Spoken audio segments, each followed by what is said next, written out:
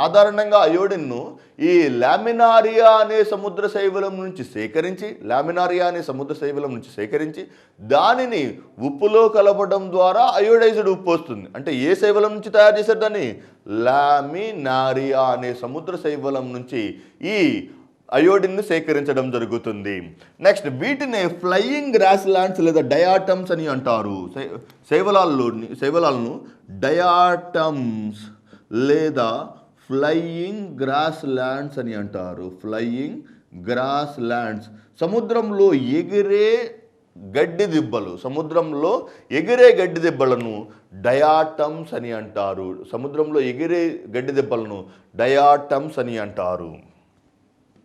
ఈ శైవలాలు ఎంతో ఆర్థిక ప్రాముఖ్యతను కలిగి ఉన్నాయి. వీటిలో ఉన్నటువంటి మనం చెప్పుకున్నాం లామినారియా, వీటన్నిటి ద్వారా ఎంతో ఆర్థిక ప్రాముఖ్యత కలిగి ఉంది. అలాగే రెడ్ సీ లేదా ఎర్ర సముద్రం. రెడ్ సీ లేదా ఎర్ర సముద్రం యొక్క రంగు ఎలా ఉంటుంది? ఎరుపుగా ఉంటుంది. రెడ్ సీ రంగు ఎరుపుగా ఉండటానికి అవసరమైనటువంటి శైవలం రెడ్ సీ ఎందువలన ఎర్రగా ఉంటుంది? దానిలో శైవలాల వలన. శైవలాలు సాధారణంగా ఏముంటాయి అని చెప్పుకున్నాము? పత్రహరితాన్ని కలిగి ఉంటాయి. మీరు ఆల్రెడీ గుర్తుంచుకోవాలి, పత్రహరితం అంటే ఆకుపచ్చని పదార్థం మాత్రమే కాదు, దానిలో 3 వర్ణకాలు ఉంటాయి. గుర్తొస్తుందా? ఎరుపు వర్ణకమైనటువంటి కెరోటినాయిడ్, పసుపు వర్ణకమైనటువంటి జాంతోఫిల్. నెక్స్ట్, ఆకుపచ్చ వర్ణకమైనటువంటి హరిత రేణువు అనే 3 వర్ణకాలను కలిగి ఉంటుంది. ఆ 3 వర్ణకాలలో కెరోటినాయిడ్లు అధికంగా ఉండటం వలన ఎర్ర సముద్రం ఎర్రగా ఉంటుంది. ఏ శైవలం వలన ఎర్ర సముద్రం ఎర్రగా ఉంటుందంటే ట్రైకోడెస్మియం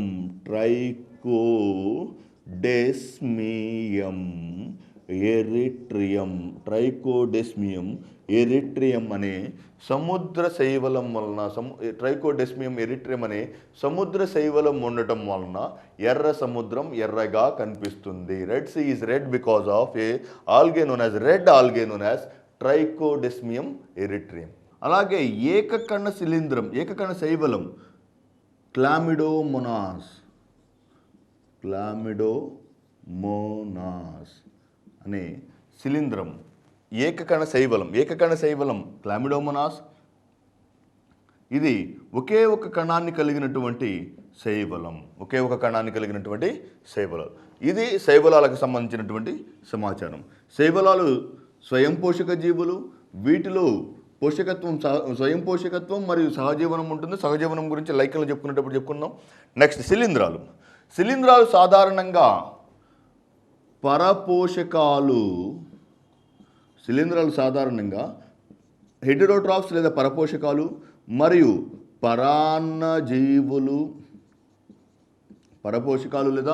పరాన్నజీవులు మరియు ఇవి పూతికాహారాన్ని చూపుతాయి. పూతికాహారులు మరియు విచ్ఛిన్నకారులు పరాన్నజీవులు, పూతికాహారులు మరియు ఇవి సహభోజకత్వాన్ని చూపే జీవులు. చూపుతాయి. Very very important. అంటే శిలీంధ్రాలు స్వయం పోషకత్వాన్ని తప్ప మిగిలిన అన్ని రకాలైనటువంటి లక్షణాలు చూపుతాయి. శిలీంధ్రాలు స్వయం పోషకత్వాన్ని తప్ప ఇవి పరపోషక జీవులు, పరాన్నజీవులు, పూతికాహారులు మరియు సహభోజకత్వాన్ని చూపుతాయి. సహభోజకత్వం లేదా కమెన్సాలిజం. ఈ శిలీంధ్రాల యొక్క అధ్యయన శాస్త్రాన్ని ఫైకాలజీ, శైవలాల యొక్క అధ్యయన శాస్త్రాన్ని ఫైకాలజీ అని, శిలీంధ్రాల యొక్క అధ్యయన శాస్త్రం మైకాలజీ. అంటే ఎక్కడైనా సరే మైకో అని వస్తే అది శిలీంధ్రాలకి సంబంధించిన పదం. ఎక్కడైనా సరే మైకో అంటే ఫర్ ఎగ్జాంపుల్ చూడండి. సో ఇక్కడే ఒక చిన్న డీవియేషన్, చిన్న టాపిక్ ఇక్కడే కంప్లీట్ చేసుకుని వెళ్దాం. ఫర్ ఎగ్జాంపుల్ మైకోటాక్సిన్స్ అంటే మైకో అంటే ఎవరని చెప్పాము? శిలీంధ్రాలు. టాక్సిన్స్ అంటే విష పదార్థాలు. శిలీంధ్రాల నుంచి విడుదలయ్యే విష పదార్థాలను మైకోటాక్సిన్స్ అని అంటారు. ఇక్కడ చిన్న చిన్న కాన్సెప్ట్, సబ్ కాన్సెప్ట్ ఒకటి క్యాన్సర్ గురించి డిస్కస్ చేసి then will go for the further లైకెన్సమ్. క్యాన్సర్ సాధారణంగా క్యాన్సర్ వ్యాధి యొక్క లక్షణాలు ఒక జీవిలో కణ విభజన అపరిమితంగా జరగటం లేదా సమవిభజన విపరీతమైనటువంటి సమవిభజన జరిగితే దాన్ని క్యాన్సర్ అని అంటారు. అంటే ప్రాథమికంగా క్యాన్సర్ వ్యాధిగ్రస్తులలో సమవిభజన విపరీతమైనటువంటి అన్కంట్రోల్డ్ సెల్ డివిజన్, అనియంత్రిత కణ విభజన కణుతులను ఏర్పరుస్తుంది. ఈ అనియంత్రిత కణ విభజన జరగటానికి ఏ కణ విభజన జరుగుతుంది? క్యాన్సర్లో సమవిభజన జరుగుతుంది. Very very important. అనియంత్రిత కణ విభజన జరుగుతుంది క్యాన్సర్లో. ఆ అనియంత్రిత కణ విభజన ఎటువంటి కణ విభజన? సమవిభజన. ఇంతకుముందు మనం చెప్పుకున్నాం, గుర్తు తెచ్చుకున్నాం. దీనిలో జరిగేటువంటి కణ విభజన సమవిభజన ద్వారా కణ విభజన జరుగుతుంది. ఈ సమవిభజన ద్వారా జరిగే ఈ కణ విభజనలో క్యాన్సర్ విపరీతంగా పెరుగుదలను చూపుతుంది. ప్రాథమికంగా క్యాన్సర్ వ్యాధి లక్షణాలు తీవ్రంగా బరువు తగ్గటం, drastic weight loss. Second important symptom is శరీరంపై ఎక్కడైనా ఏర్పడినటువంటి మచ్చల యొక్క పరిమాణం వ్యాకోచించడాన్ని క్యాన్సర్గా మనం ప్రాథమికంగా అనుమానించవచ్చు. ఈ క్యాన్సర్ యొక్క అధ్యయన శాస్త్రాన్ని ఆంకాలజీ అని అంటారు. క్యాన్సర్ యొక్క అధ్యయన శాస్త్రాన్ని ఆంకాలజీ. Very very important. అంటే నీకు ఆంకో అని ఎక్కడైనా తగిలితే ఆ పదం దేనికి సంబంధించిన పదం? క్యాన్సర్కు సంబంధించిన పదం. ఆంకాలజీ అనగా క్యాన్సర్ యొక్క అధ్యయన శాస్త్రం. సో క్యాన్సర్ ఏ కారకాల ద్వారా కలుగుతుంది? క్యాన్సర్ను కలుగజేసే కారకాలు ఏ కారకాల ద్వారా క్యాన్సర్ కలుగుతుంది? ప్రధానంగా చూద్దాం. క్యాన్సర్ను కలుగజేసే ప్రధానమైన కారకాలు, first very important, that's why we came here, శిలీంధ్రాల ద్వారా క్యాన్సర్ కలుగుతుంది. శిలీంధ్రాల ద్వారా ఎందువల్ల? ఫర్ ఎగ్జాంపుల్, మీరు వేరుశనగ గింజలు తింటున్నారు.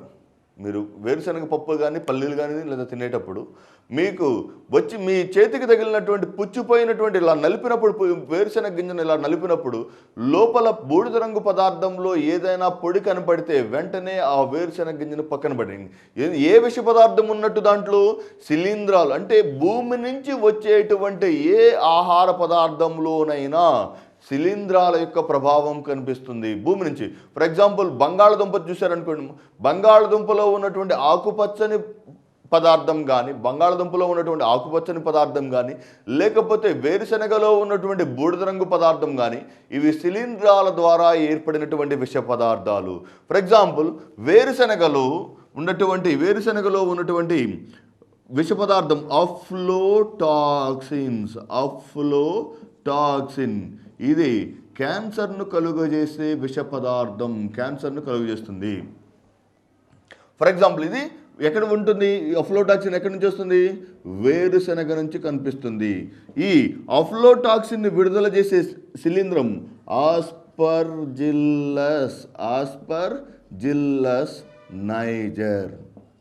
ఆస్పర్జిల్లస్ నైజర్ నుంచి విడుదలయ్యే అఫ్లోటాక్సిన్స్ క్యాన్సర్ను కలుగజేసే రసాయన పదార్థం. ఇది సాధారణంగా వేరుశనగలో కనిపిస్తుంది. ఫర్ ఎగ్జాంపుల్, మీరు పొటాటో లేదా బంగాళదుంప చూశారనుకోండి. బంగాళదుంపలో ఆకుపచ్చని రంగులో ఉన్నటువంటి బంగాళదుంపలో సొలానిన్ అనే విష పదార్థం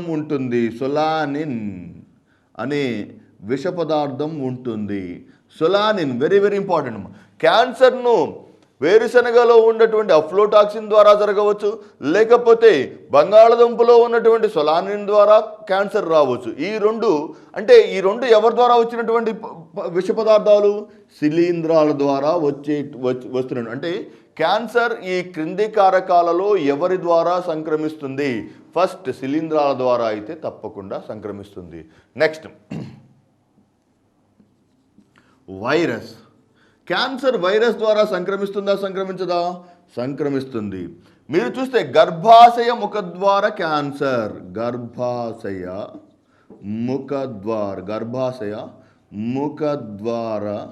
క్యాన్సర్, గర్భాశయ ముఖద్వార క్యాన్సర్ లేదా గర్భాశయ ముఖద్వార క్యాన్సర్ని కలుగజేసి human papilloma virus, human papilloma virus,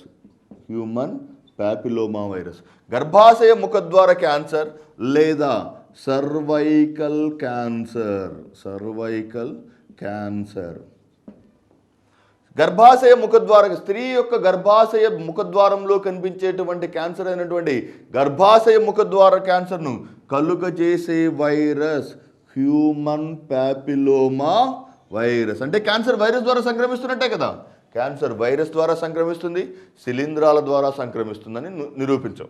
next, so cancer virus ద్వారా సంక్రమించింది, శిలీంధ్రాల ద్వారా సంక్రమించింది.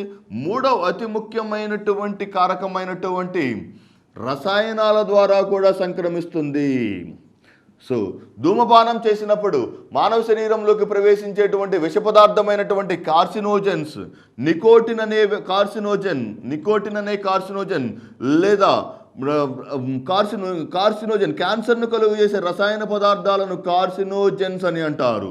అంటే రసాయన పదార్థాల ద్వారా కూడా క్యాన్సర్ సంక్రమిస్తుంది. నెక్స్ట్ వెరీ వెరీ ఇంపార్టెంట్, వంశపారంపర్యంగా క్యాన్సర్ సంక్రమిస్తుందా, సంక్రమించదా?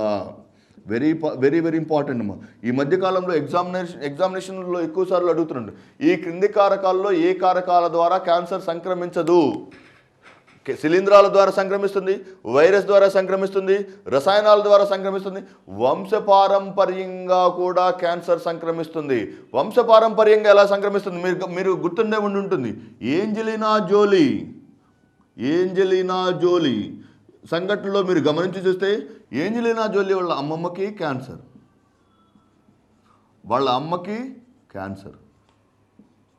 తనకి అనుమానం వచ్చి డాక్టర్లను సంప్రదించగా she was also infected with breast cancer. ఆమె కూడా బ్రెస్ట్ క్యాన్సర్ యొక్క సంకేతాలు కనిపించడం చూడవచ్చు. అంటే క్యాన్సర్ వంశపారంపర్యంగా వస్తుంది, క్యాన్సర్ రసాయనాల ద్వారా సంక్రమిస్తుంది, క్యాన్సర్ వైరస్ ద్వారా సంక్రమిస్తుంది, క్యాన్సర్ శిలీంధ్రాల ద్వారా కూడా సంక్రమిస్తుంది. అంటే ఇక్కడ మీరు గమనించి చూస్తే ఏంజెలినా జోలీ ఇన్సిడెంట్లో ఇంకొక చిన్న టాపిక్ ఒకటి ఉంది, దాన్ని కంప్లీట్ చేసుకుని ఇక్కడి నుంచి వెళ్ళిపోదాం. ఏంజెలినా జోలీ ఇన్సిడెంట్లో ముందస్తుగా క్యాన్సర్ను గుర్తించడానికి అత్యాధునికమైనటువంటి సాంకేతిక పరిజ్ఞానం ఇప్పటికీ ప్రపంచంలో అందుబాటులో ఉందని చెప్పడానికి నిదర్శనము. BRCA1 అండ్ BRCA2 అనే యాంటీ ఆంకోజీన్స్ క్యాన్సర్ను కలుగజేసి, క్యాన్సర్ యొక్క అధ్యయన శాస్త్రాన్ని ఆంకాలజీ అని అంటారు. క్యాన్సర్ యొక్క అధ్యయన శాస్త్రాన్ని ఆంకాలజీ. క్యాన్సర్ను కలుగజేసే రసాయనాలను కార్సినోజన్స్ అని చెప్పుకున్నాం. క్యాన్సర్ యొక్క అధ్యయన శాస్త్రం ఆంకాలజీ. అంటే క్యాన్సర్కి సంబంధించి ONCO ఉంటే అది తప్పనిసరిగా క్యాన్సర్కి సంబంధించినటువంటి కారకం. ONCO ఉంటే అది తప్పనిసరిగా క్యాన్సర్కి సంబంధించింది. సో క్యాన్సర్ను కలుగజేసే రసాయనాలను కార్సినోజన్స్ అని అంటారు. అలాగే చూడండి, వెరీ వెరీ ఇంపార్టెంట్, మానవ శరీరంలో మానవునికి క్యాన్సర్ ఎలా వస్తుంది? ఎల్లప్పుడూ మానవ శరీరంలో శరీర రక్షణ వ్యవస్థను పటిష్టపరిచేటువంటి జన్యువులను, క్యాన్సర్ నుంచి మానవ శరీరాన్ని కాపాడే జన్యువులను యాంటీ ఆంకోజీన్స్ అని అంటారు. మన శరీరంలో క్యాన్సర్ నుండి మానవ శరీరాన్ని కాపాడే జన్యువులు ఉంటాయి, వాటిని యాంటీ ఆంకోజీన్స్ అని అంటారు. Very very important. మన శరీరానికి ఎల్లప్పుడూ క్యాన్సర్ రాకుండా కాపాడే జన్యువులను యాంటీ ఆంకోజీన్స్ అని అంటారు. నెక్స్ట్, మన శరీరానికి క్యాన్సర్ కలుగజేసే కారకాలను లేదా జన్యువులను ఆంకోజీన్స్ అని అంటారు. ఓకే, క్యాన్సర్ను కలుగజేసే, ఆంకో అంటే క్యాన్సర్ను కలుగజేసేది, యాంటీ ఆంకో అంటే క్యాన్సర్ నుంచి శరీరాన్ని కాపాడే వాటిని ఆంకోజీన్స్. మానవ శరీరంను ఆంకోజీన్స్ అంటే క్యాన్సర్, మానవ శరీరాన్ని క్యాన్సర్ కలుగజేసే కారకాలు ఆంకోజీన్స్. శరీరానికి క్యాన్సర్ నుండి కాపాడే జన్యువులను యాంటీ ఆంకోజీన్స్ అని. ఈ యాంటీ ఆంకోజీన్స్ అర్థమవుతుందా?